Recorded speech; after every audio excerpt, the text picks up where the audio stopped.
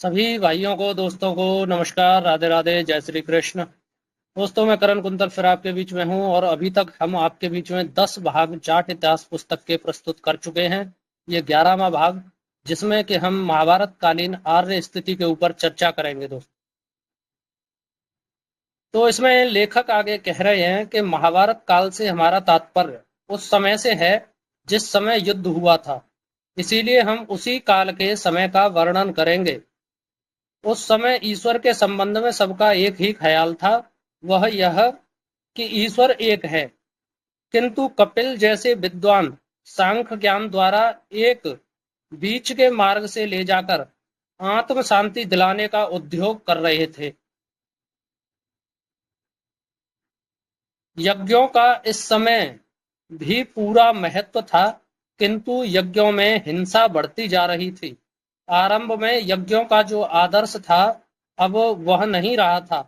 उपनिषदों तथा गीता के पाठ से मालूम होता है कि आत्मवाद पर अधिक जोर दिया जा रहा था।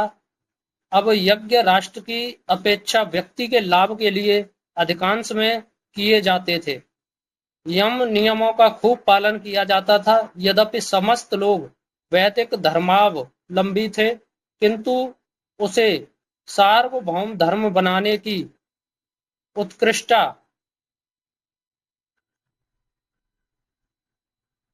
शिथिल होती जा रही थी।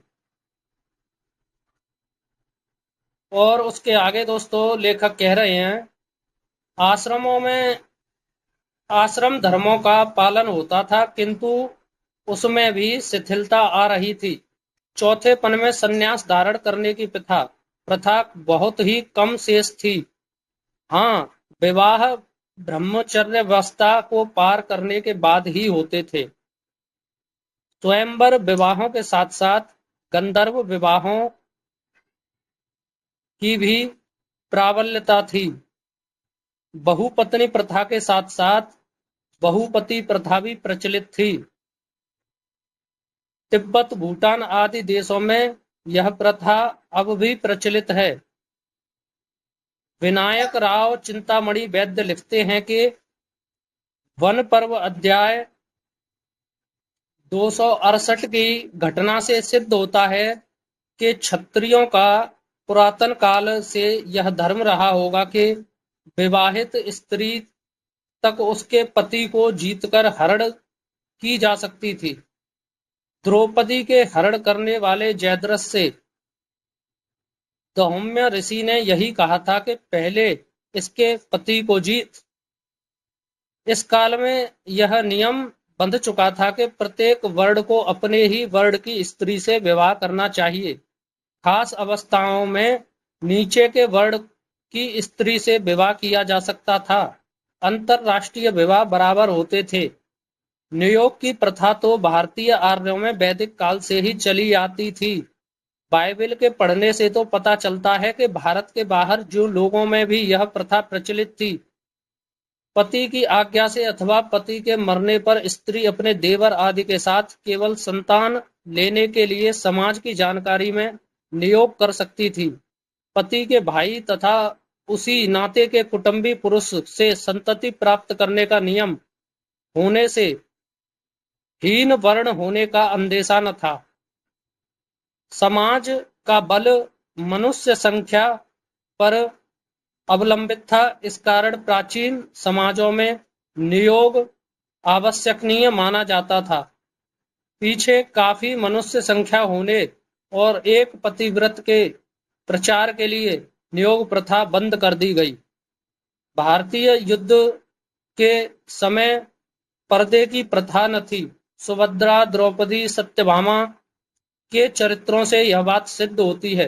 किंतु महाभारत के उत्तर काल में पर्दा प्रथा भारत में घुसने की चेष्टा कर रही थी। भारत काल में स्त्रियों की आजादी वैदिक काल तो क्या रामायण काल के भी बराबर न थी। वह पति की संपत्ति समझी जाती थी। उन्हें व्यक्ति स्वतंत्र भी न था। जुए के दांव पर भी स्त्रियों को रख देते थे। वह युद्धों में जीती जाती थी, किंतु लड़ाई में सहयोग नहीं देती थी। पाक शास्त्र में इस समय स्त्रियों का पांडित्य बढ़ रहा था।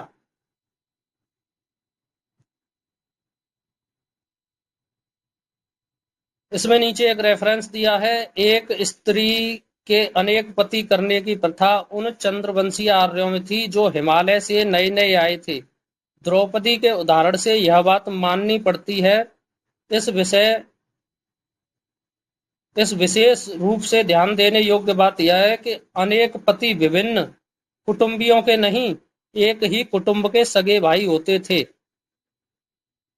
महाभारत, सीमांसा सीवी वैद्य रचित। आगे के पृष्ठ पे चलते हैं दोस्तों, और आगे के पृष्ठ पर लिखा हुआ है, विवाह के विषय में इस समय एक और भी बंधन था। वह ये कि ज्येष्ठ भाई से पहले छोटे भाई का विवाह करना गलत समझा जाता था। वर्ण व्यवस्था प्रौढ़ अवस्था को पहुंच चुकी थी। ज्ञान संबंधी बातें भी ब्राह्मणों के लिए कुछ एक सुरक्षित रखी जाने लगी थी। ब्राह्मण शास्त्र के कार्य के अलावा शस्त्र का भी काम करते थे, किंतु क्षत्रिय ब्राह्मणों के शास्त्र विषयक कामों के करने का अधिकारी नहीं समझा जाता था। वर्ण को अपरिवर्तनशील, न बदलने वाला करार दिया जा रहा था। फिर भी ब्राह्मणोत्तर ब्राह्मणों के सिवाय वर्ण के लोग इस बात को मानने के लिए तैयार न थे। मतंग ऋषि ने स्पष्ट कहा था, अर्थात हजारों वर्ष से सावधानी के साथ में ब्रह्मचर्य धारण के साथ एक पग से स्थित होकर अहिंसा और इंद्रिय दमन का पालन कर रहा हूं। फिर क्या कारण कि मैं ब्रह्मचर्य के प्रभाव से ब्राह्मणत्व न प्राप्त कर सकूंगा। युधिष्ठिर के विचारों से भी यही बात मालूम होती है कि अन्य वर्ण के लोग इस बात को मानने से सहमत नहीं थे। आगे एक दोहा है, उसके अर्थ में लिखा है, शिवजी कहते हैं, ब्राह्मणत्व तो सहज में प्राप्त नहीं होता। मेरे मत से ब्राह्मण क्षत्रिय वैश्य शूद्र प्राकृतिक हैं। युधिष्ठिर जैसे लोगों का तो दावा यही था कि वर्ण परिवर्तनशील है, जैसा कि वह सर्प संवाद में कहते हैं। आगे फिर एक दोहा है और उसके अर्थ में कहा है, शूद्र में ब्राह्मण के लक्षण दिखाई दें और ब्राह्मण में शूद्र के, तो न वह शूद्र शूद्र है और न वह ब्राह्मण ब्राह्मण है।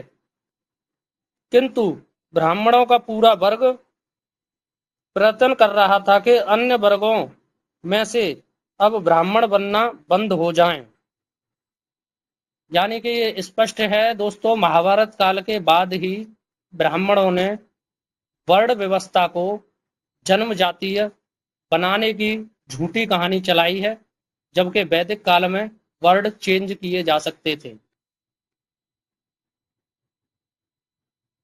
तो इसके आगे बढ़ते हैं दोस्तों। परशुराम के कर्ण को क्षत्रिय जान लेने पर शाप देने की कथा गढ़ी जाने का तात्पर्य यही है कि ब्राह्मण वर्ग अपने से इतर वर्ग को सम श्रेणी में आने से रोक रहा था।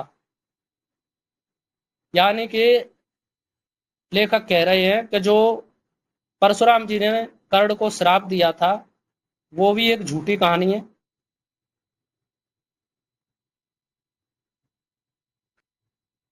सत्यवादिता की भांति स्पष्टवादिता भी इस काल में मनुष्यों का एक खास गुण था।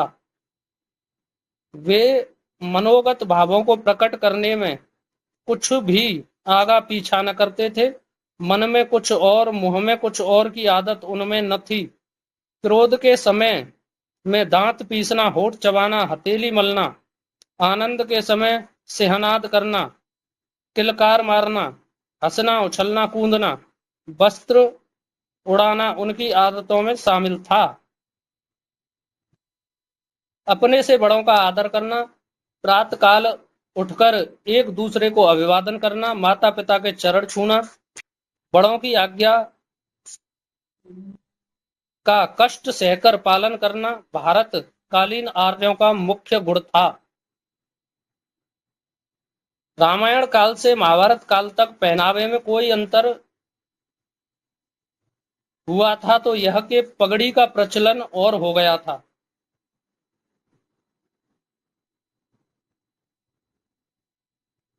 ओढ़ने के वस्त्र को उत्तरीय और पहनने के वस्त्र को अंतरीय नाम से पुकारते थे। स्त्रियां केश रचना की कला प्राप्त कर चुकी थीं। वह मांग काटती थी। केशों को संवारकर चादर के नीचे आभूषण चादर के नीचे पीठ की ओर डाल लेती थी। लाख की चूड़ियां का आविष्कार हो चुका था। आभूषण पहनने का स्त्री पुरुष सभी को शौक बढ़ता जाता था। वस्त्र रेशमी ऊनी सभी प्रकार के देश काल के अनुसार पहने जाते थे। भारतीय युद्ध के समय लोगों का मुख्य धंधा खेती ही था। बाग बगीचे भी खूब लगाए जाते थे। खेती के बाद गौपालन का धंधा था। राजा लोगों को हजारों की गाय बैल रखे जाते थे।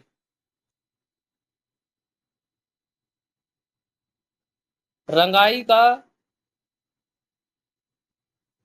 आविष्कार होता जाता था।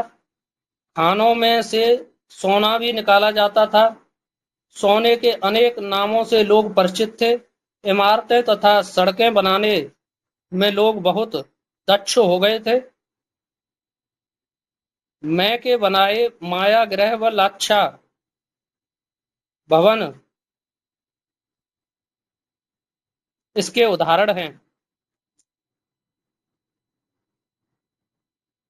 गोत्रों के लिए गौओं के लिए गोचर भूमि अधिक से अधिक मात्रा में छूटी हुई थी। जंगलों और चारागाहों के ऊपर राजाओं का कोई अधिकार न था। व्यापार रामायण काल से अधिक उन्नति पर और निष्क सिक्के चलते थे। जंगल काटकर नई नई बस्तियां बसाई जा रही थी। इसके रेफरेंस दे रखे हैं। कर्ण पर्व अध्याय 23।